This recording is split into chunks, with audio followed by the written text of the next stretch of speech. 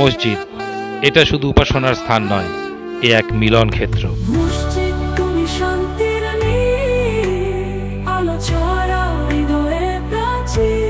আত্মার প্রশান্তি আর হৃদয়ের সংযোগ যেখানে ধরা পড়ে।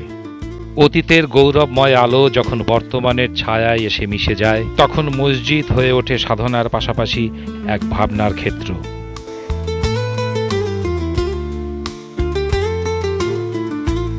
এখানে মানুষ নতজানু হয়, শরীর নয়, মনও।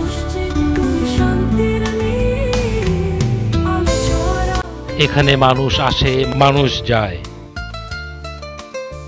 কিন্তু থেকে যায় সেই চিরন্তন ধ্বনি। তুমি এসেছো ধুলি থেকে, আবার ফিরে যাবে ধুলির কাছেই। মহিষবাথানের মসজিদ যেন একটা জীবন্ত ইতিহাস, যেখানে প্রতিটি ইট, প্রতিটি স্তম্ভে লেগে আছে শতাব্দীর প্রার্থনা, মানুষের প্রত্যাশা আর নির্ভরতার নিঃশ্বাস।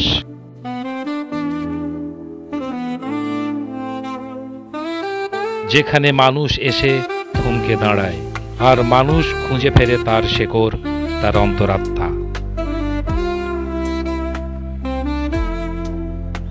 মসজিদ এখানে শুধু সিজদা দেয় না, সে এখানে শেখে কিভাবে পৃথিবীর সাথে একাত্ম হতে হয়। সিজদা মানে কি কেবলই আনত হওয়া, নাকি আত্মার মুক্তি? মসজিদের দেয়াল বলে, নিজেকে জানো, নিজেকে খুঁজে পাও। এ এক আশ্রয় যেখানে সময়, ব্যস্ততার কোলাহল থেমে যায়, শুধু থেকে যায় আত্মার নীরব প্রতিধ্বনি।